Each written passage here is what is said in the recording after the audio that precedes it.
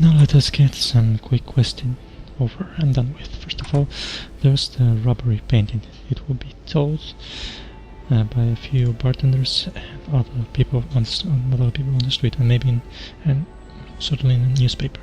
It's important to talk with her in a very specific sequence of lines, because if you don't, then she will forget that you ever talked with them, and when you bring the painting, she will accuse you of stealing it. It's just a nice little feature to avoid metagaming. Now, to talk with her as a demi-human race, I think you need about 12 charisma and at least 2 points in persuasion. If not, she will treat you as a second-class citizen, just like her ogre's servant right up there. This is most of the questions are useless except asking her where her husband was. That is going to be our next lead.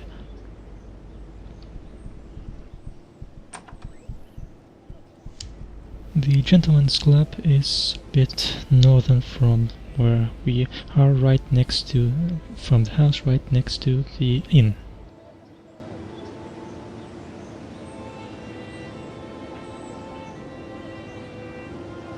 You cannot get inside the Gentleman's Club by virtue of being female.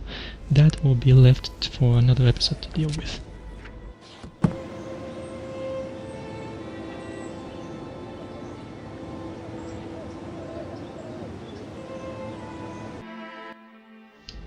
The Hall of Records is on the same street as the factories, not just separated by the high-end retail district.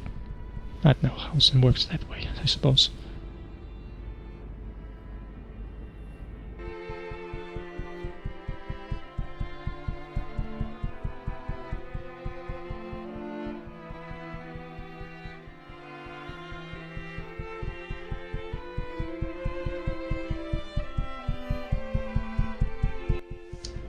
Now, there is no real way of finding the street you're looking for except just walk around and click on the plaques or on the street plaques that you come across.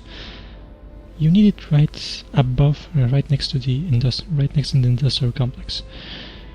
Unfortunately, there is no way to bypass the security guards in a peaceful way.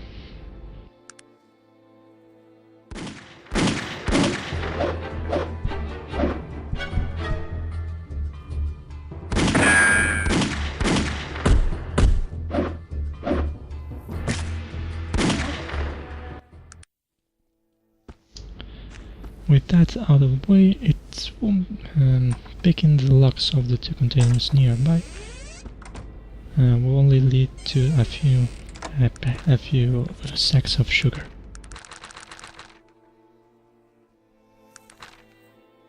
It's important to remember the name Rory Limes for another small quest below. Now, these will act as a quick travel system across all of Tarant, but Tarant, after you've taken a few strolls around the streets, you'll see that it's not as big and intimidating as it seems. It's still one of the biggest cities in the game. It's still the biggest city in the game, but it's downright minuscule compared to some of the dungeons we'll later face. As I said before, if you didn't take the proper talking route with the lady in the manor, then she will accuse you of stealing the painting.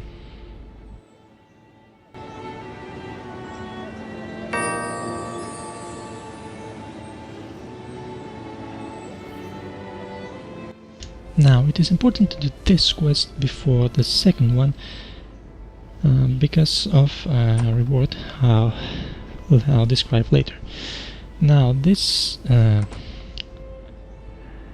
the fortune-telling parlor is located right on the street across the gun shop and the blacksmith.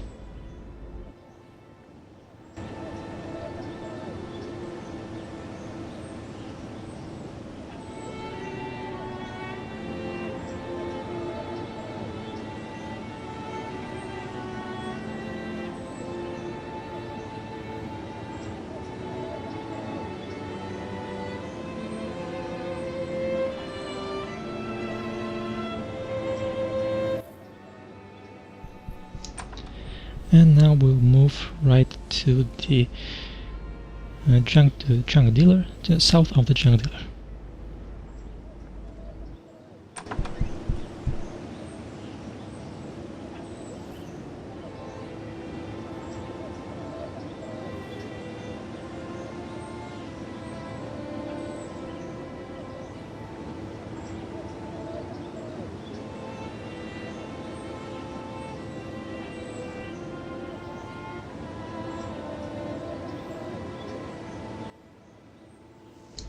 If you decided to side with the other medium, then you will get cursed.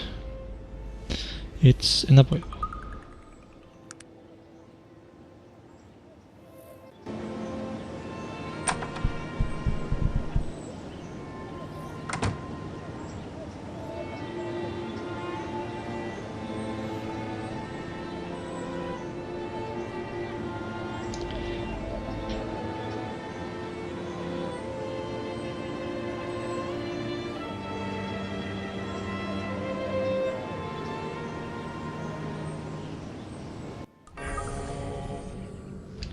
As a reference, that is the level 5 necromancy spell, black necromancy spell. And if you decide to talk to Madame Toussaint first, she will just give you the crystal ball to give it to the imposter fortune teller.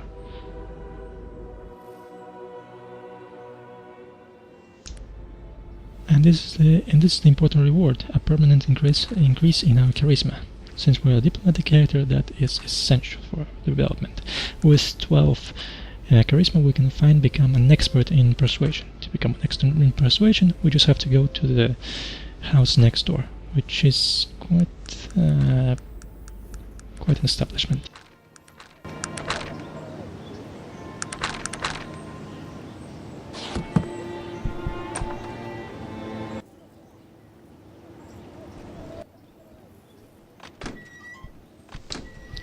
Now,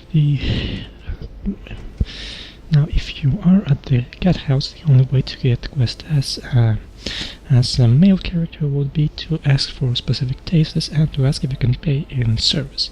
But if you're a female, you will get a much different type of question.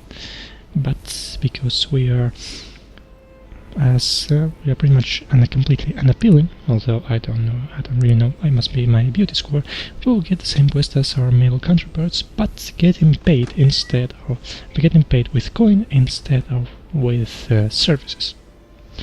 This first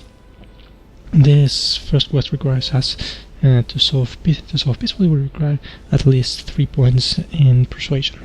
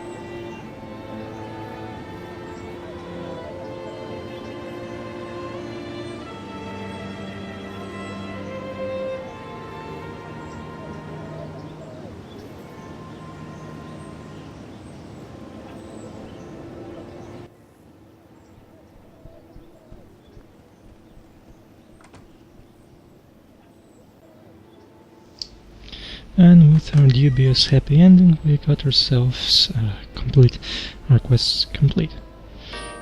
Now, how did she manage to get there before us? It's a question for the sages.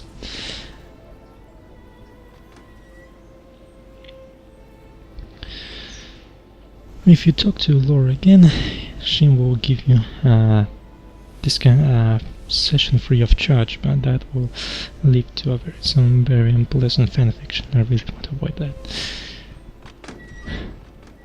Now, these quests, you really have to go back to the inn, and you really have to wait 5 days after the 5 days after you have talked with him for the first time. It's completely unavoidable. And no, he's not ripping you off. He's honest about not having any coin. If you try to pickpocket him, he won't have enough.